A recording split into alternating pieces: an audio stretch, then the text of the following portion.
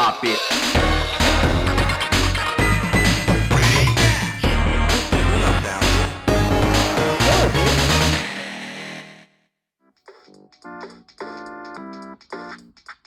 I say, yo, my name's Cheap Noise, and in this video, welcome to my studio. I'm so bad at rapping. Anyway, hello everyone, and welcome to Cheap Noise in the House, the channel where we talk about electronic games and music production. I'm Cheap Noise, and survey says I'm in the house. And in this video, I'm going to show you 4 wacky music gadgets that I have in my personal studio that I use sometimes. Most of these are analog, meaning they have not really a lot of electronics. Some of these are digital and are more like toys, but anyway, we'll have some fun regardless. So let's switch to the first thing, which is this fan organ. Now, if you haven't seen my last video of Cheap Noise in the Studio, part 1, I'm going to give you a brief recap of what this is. Now, this is an organ, obviously, with reeds for each and every one of the keys. So, that sense, it's more of a wind instrument, except you don't blow into this. There's an actual fan inside of it that is powered by an electric motor, which is powered by a plug that's currently hooked to the wall, and you turn on this fan by turning the switch here. You'll be able to hear it kick in.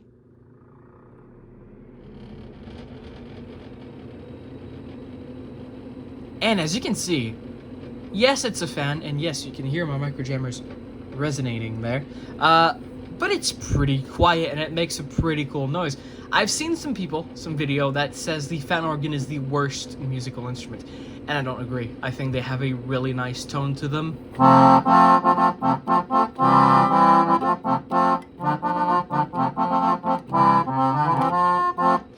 They sound great. This one, you can even control the volume. So this is the loudest volume. You can put it to medium, like this. As you can see, a little bit quieter. You can put it to soft, which is even more quieter.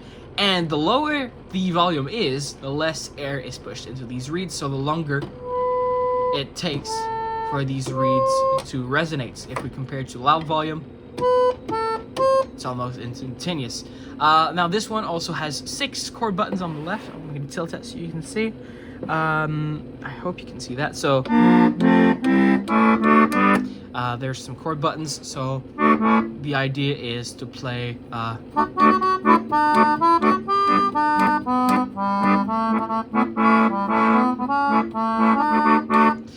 and what is cool about this one is you can kind of fade in the chord. You don't have to hit them right away. You can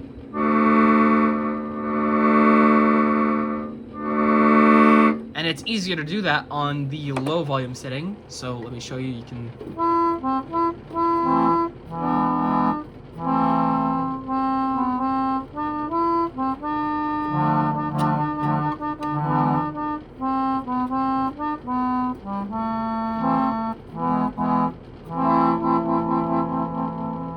see how you can have this vibrato by basically not hitting the key all the way in. But anyway, I've already showed you this one, and as you can see, I'm going to turn it off before it gets annoying. This one is really thick.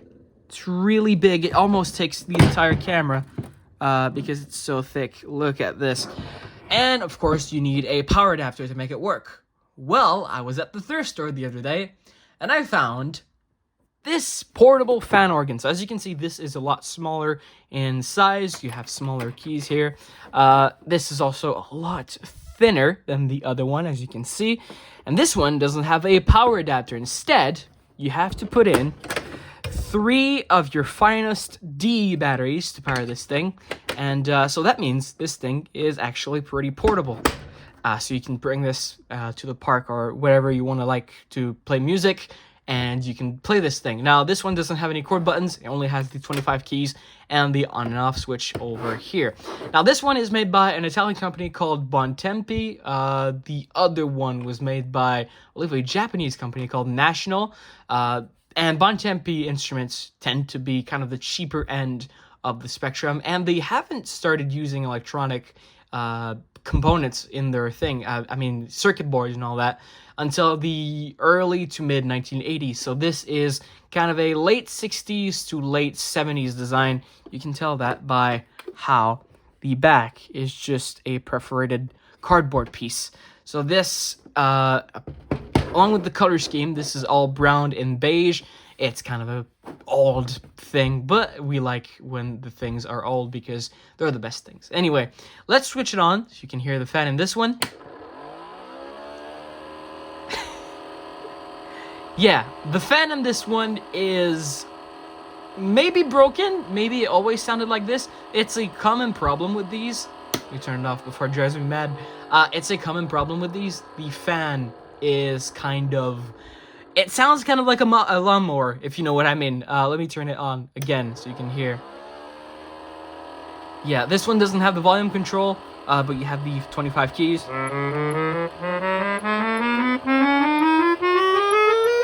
This one is also really out of tune.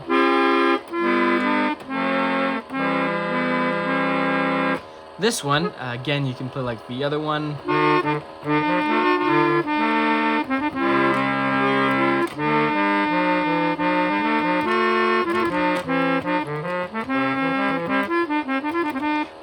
Let's see if I can play a Quebec classic here.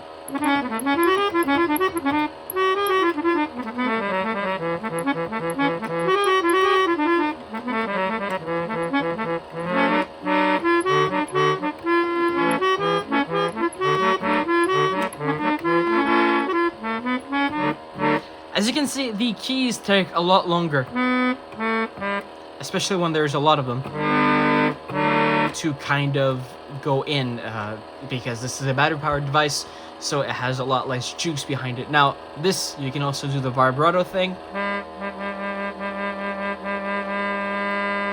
and fade the keys in and out. What I like to do is to press this key here and tune it with the fan.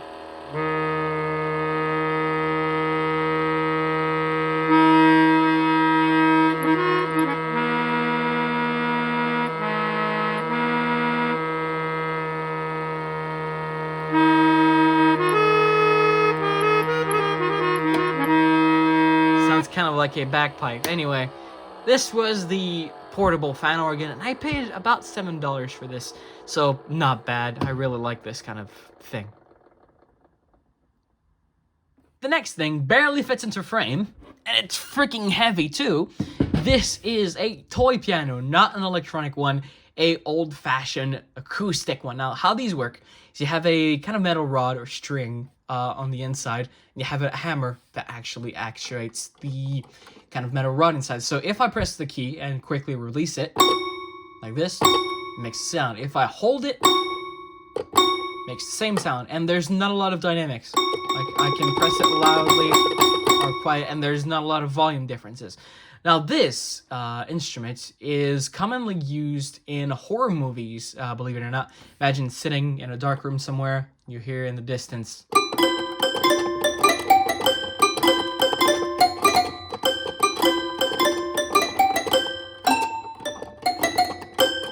Kind of creeps you out, doesn't it? In fact, I used this in one of Pixel's Button in What Do You Do with Dipsy's Rats. Of course, you rat the shit out of them. If you get that reference, then cool. But this thing, you can play some really ragtimey stuff on here, like this.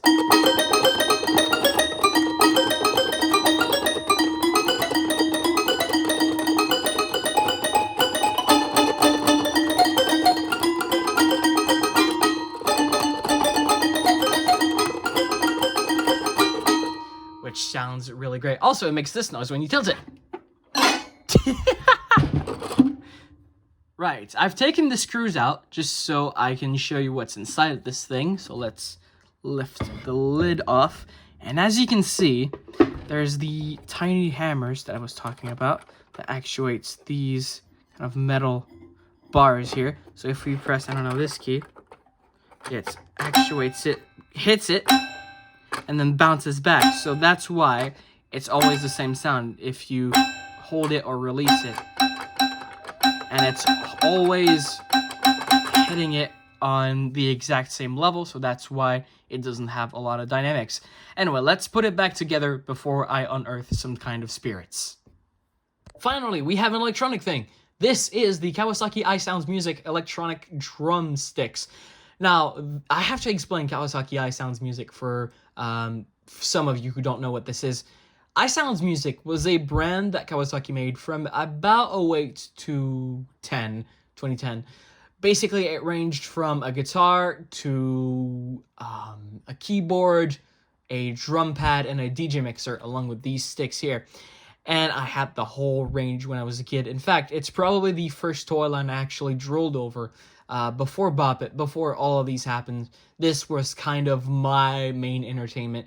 When I got the guitar, when I was like 5 at Christmas Day, I was excited, mainly, but I really liked it. And I have to say, these don't live up to this expectation, but more on that later. These are kind of electronic drumsticks you can play on the table or in the air if you're fast enough. And they're kind of in a long array of electronic drumsticks. Now, the first ones were kind of the hit sticks drumsticks, which were released, I think, in 1987. Then came the Hit Sticks 2 in 1989. And then came a lot of other drumsticks afterwards, like the first act ones. There was the My Jam ones, which were pretty cool from what I know. And, of course, a lot of unbranded Chinese drumsticks lying around somewhere. And that's basically all I know about electronic drumsticks. Anyway, let's turn these on. You can turn these on by pressing a button, and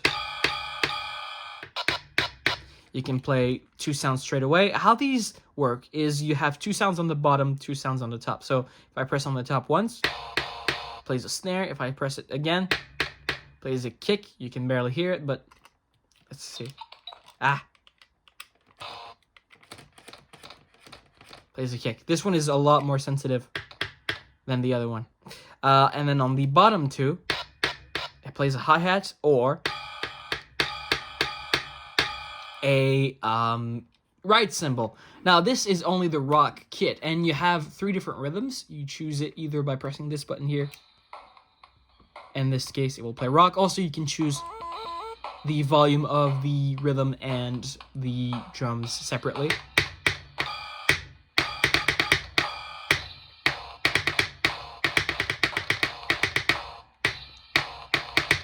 So that's rock. If you press it again, kind of plays a Latin rhythm, and the sounds change.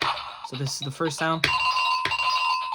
Second sound, if I go to the bottom, plays a shaker, and the other one, it plays another kick drum. So you can go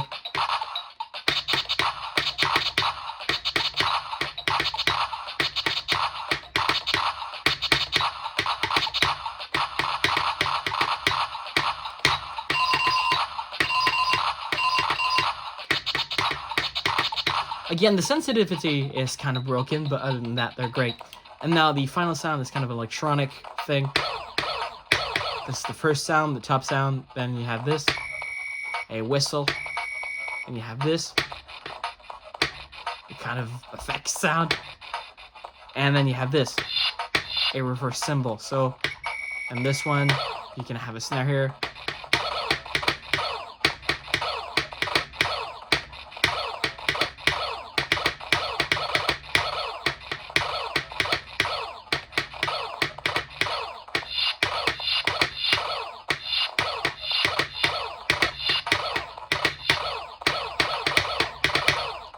And as you can see, the rhythm stops. After 10 repetitions, it stops. And now you can play the sounds on their own.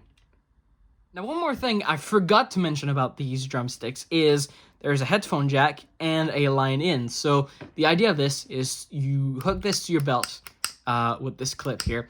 You're supposed to plug in your iPod. Back then it was the iPod, now any kind of media player with a headphone jack, I suppose.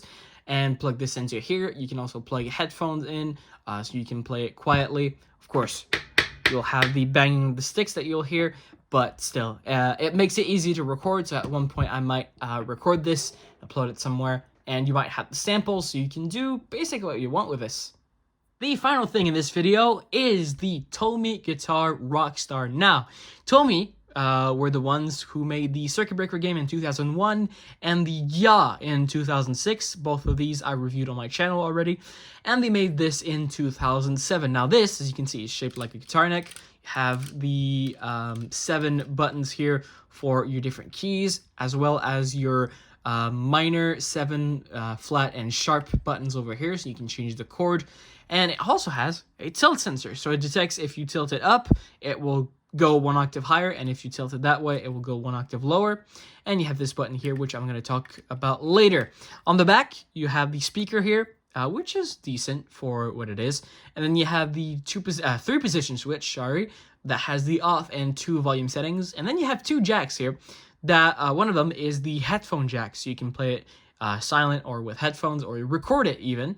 And the other one is for an external input. But so basically, you can plug your iPod or iPhone or anything you want into this, and it will play through the internal speaker or through the headphones, I believe. Anyway, let's turn this thing on. As you can see how it works, here's the beep. You can press the button here, and then strum that way. And that's how you play it. So I'm assuming if you want to do a chord progression, you can. Oh, okay.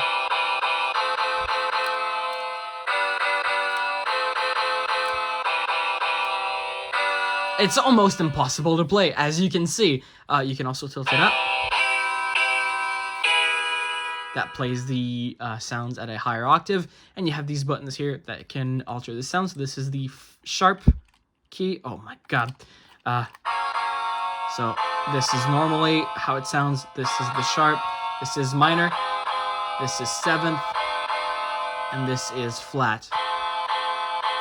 Which in this case, I don't think it has anything because it's actually just an E. But anyway, you can press some of these at the same time.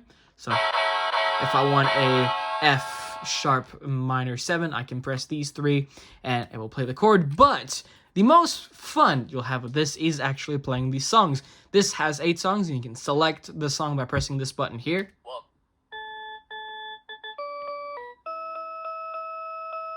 And you hear a preview of each song. 3,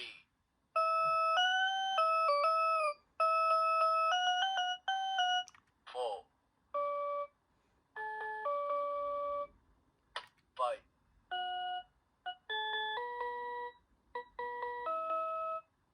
6,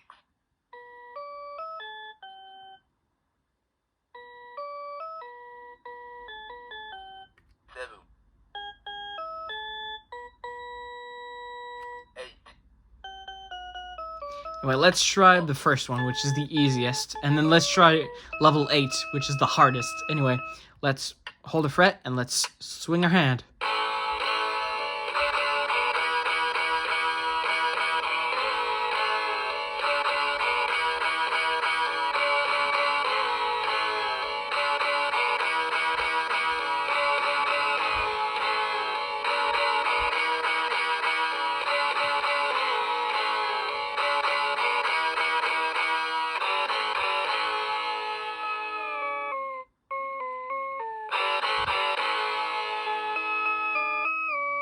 I hope I wouldn't get a copyright strike from this. Although I don't care because my channel is not monetized. But you get the idea. Let's try another song. 3, 4, 5, 6. Let's try this one. Again, all you need to do is hold a fret down and then strum.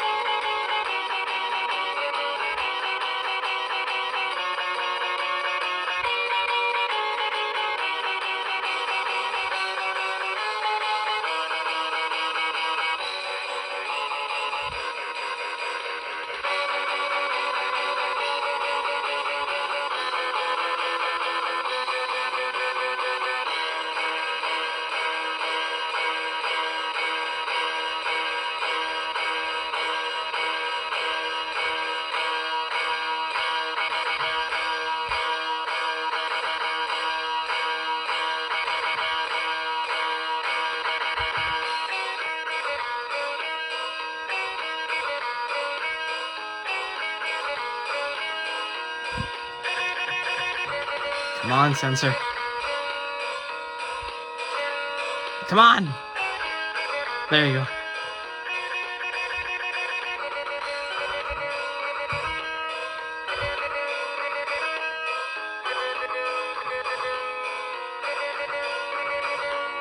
Anyway, you get the idea. Let's try the final song, which is the hardest out of them all.